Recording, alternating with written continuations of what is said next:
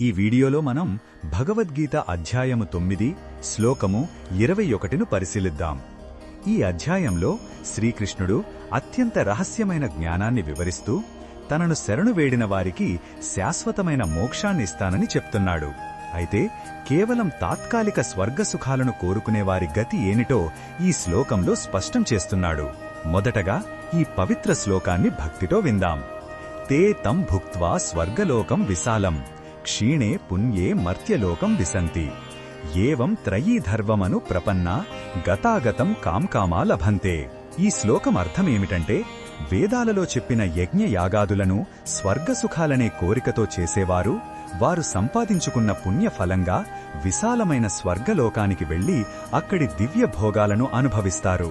కాని వారి పుణ్యం క్షీణించిపోగానే, అంటే పుణ్యఫలం అయిపోగానే వారు తిరిగి ఈ మనుష్యలోకంలోనే జన్మిస్తారు.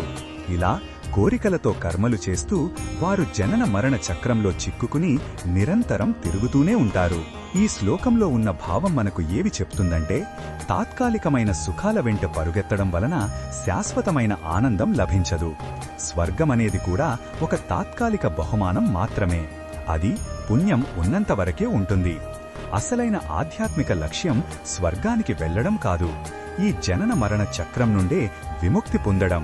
శ్రీకృష్ణుడు మన లక్ష్యం ఉన్నతంగా ఉండాలని, కేవలం తాత్కాలిక ప్రతిఫలాల కోసం మన అమూల్యమైన జీవితాన్ని వృధా చేసుకోకూడదని సున్నితంగా హెచ్చరిస్తున్నాడు. ఈ బోధనను మన దైనందిన జీవితంలో ఎలా ఉపయోగించుకోవచ్చంటే, మనం చేసే పనుల వెనుక ఉన్న ఉద్దేశ్యాన్ని పరిశీలించుకోవాలి. మనం కేవలం డబ్బు, పేరు లేదా తాత్కాలిక ఆనందాల కోసమే పనిచేస్తున్నామా, లేక మన పనులను భగవంతునికి అర్పణగా మన ఆత్మశుద్ధి కోసం చేస్తున్నామా అని ప్రశ్నించుకోవాలి.